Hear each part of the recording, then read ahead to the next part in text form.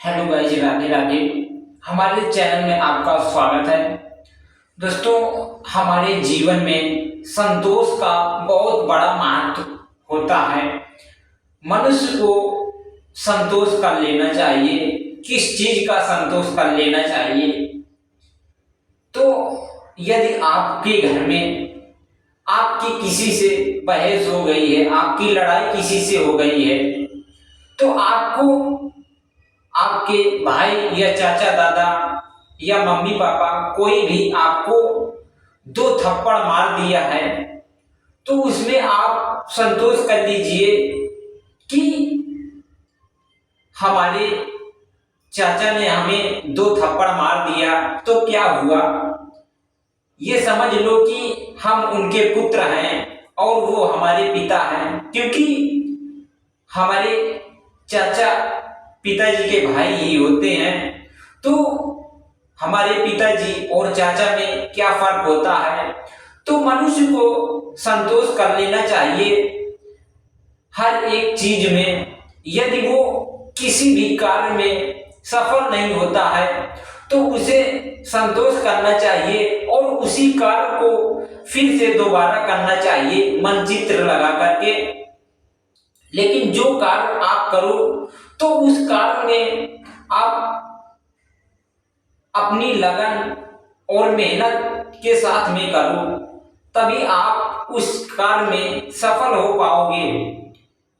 यदि आप उसमें मेहनत नहीं करते हो, बेमन से वो कार्य करते हो, तो आप उसमें सफल नहीं हो पाओगे। वो चाहे जो कुछ कार्य हो, जैसे कि बच्चा जब स्कूल जाता है तो वो स्कूल में भी पढ़ाई करता है, घर में भी पढ़ाई करता है और कोचिंग भी पढ़ता है, तो वो कठिन मेहनत करता है, कठिन परिश्रम करता है, तब वो बच्चा सफल हो पाता है। उसके जब एग्जाम आते हैं तो वो बच्चा टॉप कर जाता है और वो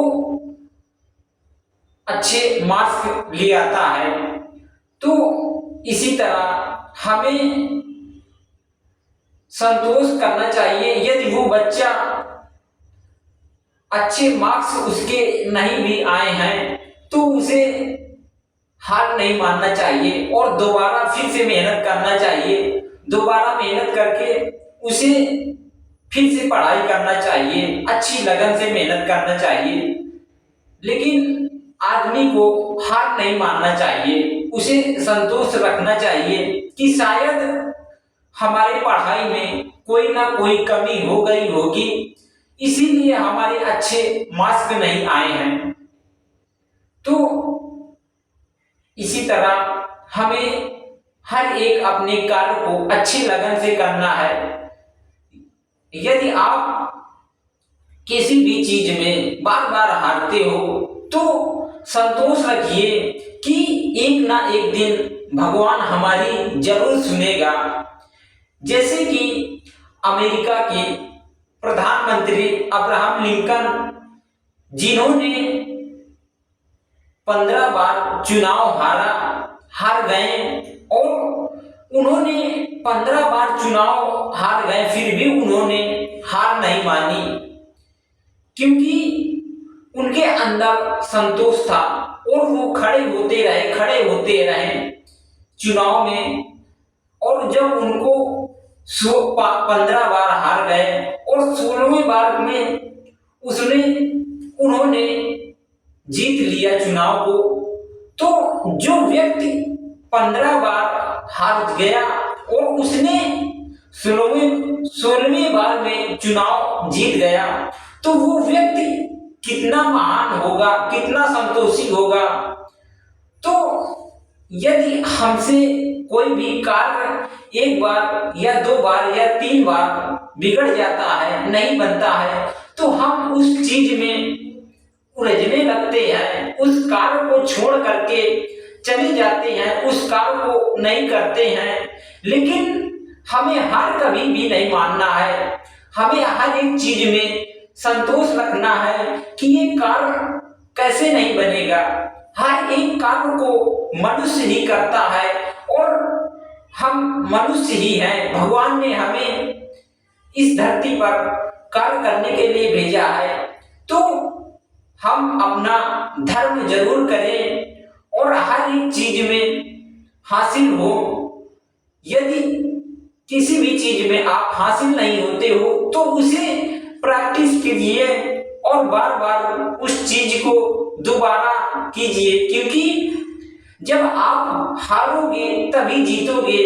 जब आप हार जाओगे तो उससे आपको सीख मिल जाएगी कि हम क्यों हार गए थे, हमारे अंदर कोई कमी रह गई है इसीलिए हम हार गए। किसी गांव में एक किसान था और वो किसान मंदिर जाता था पूजा करने के लिए। वो मंदिर भगवान श्री राम का मंदिर था और लक्ष्मण सीता।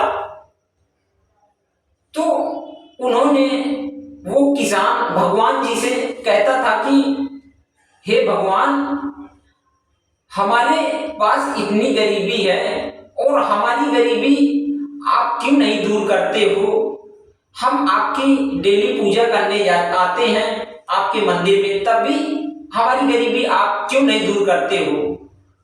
तो भगवान ने एक दिन उन्हें दर्शन दिया कि तुम्हारी गरीबी अवश्य दूर होगी।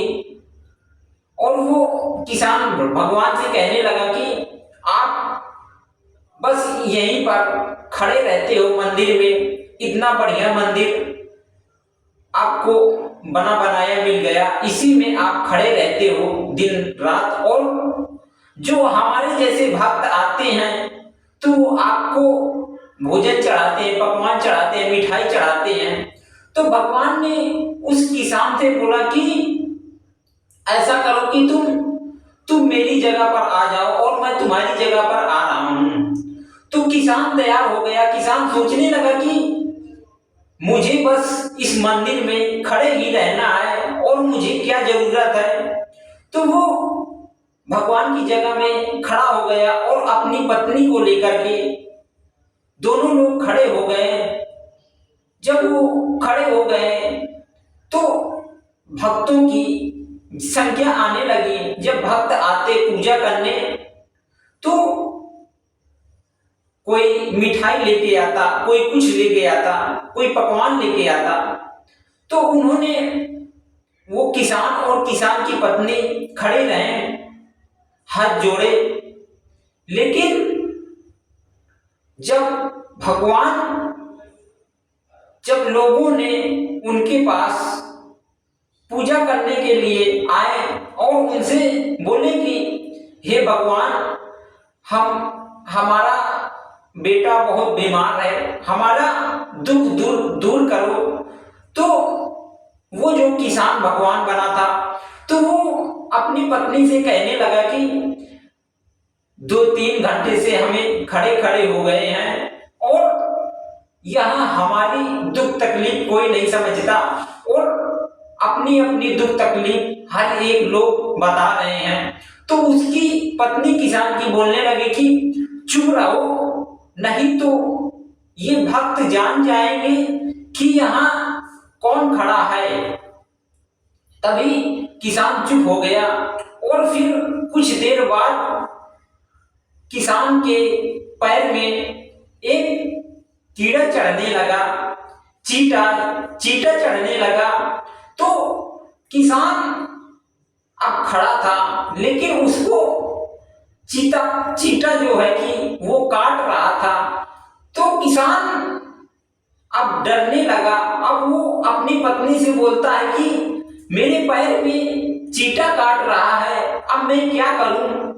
और फिर कुछ देर बाद और भगवान देख रहे थे उसकी सारी लीला और भक्त की लाइन लगी ही थी। कभी एक भक्त आता, कभी 4 भक्त आते, लेकिन भगवान सारी उसकी लीला जान रहे थे, देख रहे थे दूर से खड़े होके। और एक भक्त आया तो उसने उसी के पैर के पास 6 दिए जला दिए। तो उसने किसान ने कहा कि ये तो लगता है मुझे जला करके ही छोड़ेगा। 6 दिए मेरे पैर के पास जला दिया और मुझे लपट बहुत तेज लग रही है। अब मुझे क्या करना चाहिए? फिर कुछ देर बाद एक भक्त और आया, वो मिठाई लेकर के आया। तो किसान सोचने लगा कि अपनी पत्नी से कहने लगा कि अब हमें मिठाई खाने को मिलेगी, मुझे भूख बहुत तेज जोर से लगी है।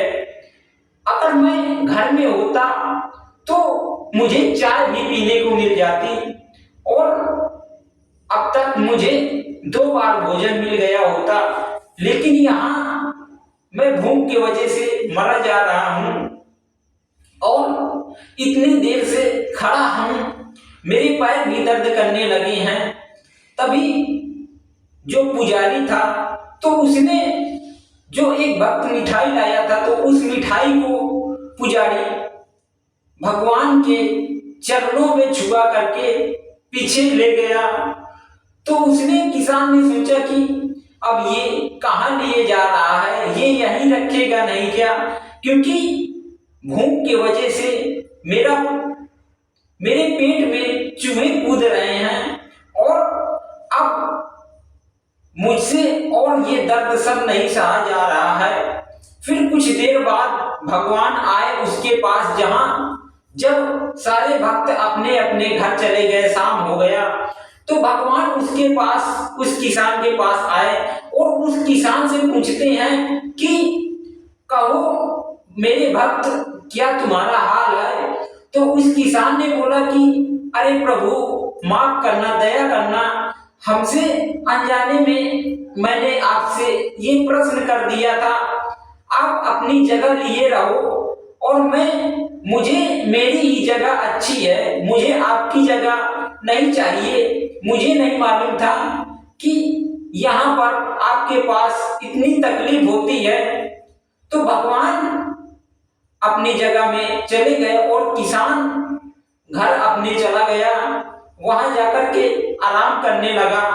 तो इसी तरह हम सोचते हैं कि हमारे सामने वाला व्यक्ति बहुत अमीर है, बहुत पैसे वाला है, बहुत मजे में है और बहुत अच्छी तरह से रहता है, वो 4 पहिए से रहता है, उसका घर 4 खंड का बना हुआ है, लेकिन उसके दिल से पूछो कि उसे कितनी दिक्कत, कितनी परेशानी पड़ती है, उसके दिल में क्या बीत रही है। कि तो हम लोग अपने अपने दुख को केवल सोचते हैं, लेकिन दूसरे के दुख को नहीं जानते हैं, इसीलिए दूसरे व्यक्ति को देख करके सोचने लगते हैं कि ये व्यक्ति सुखी है, ये व्यक्ति महान है, लेकिन इस दुनिया में सुखी कोई नहीं है, चाहे कोई हो।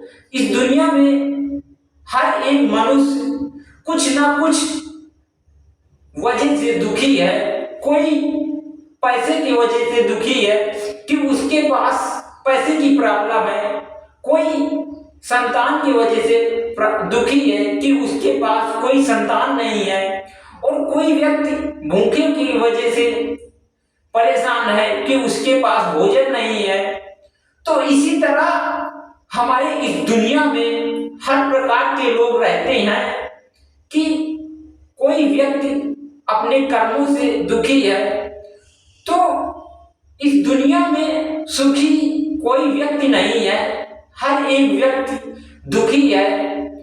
दुखी तो हर एक व्यक्ति है, वो चाहे राजा हो और वो चाहे भिखारी हो, क्योंकि भगवान ने इस दुनिया में जिसे भी भेजा है तो वो हर एक व्यक्ति दुखी ही दुखी है।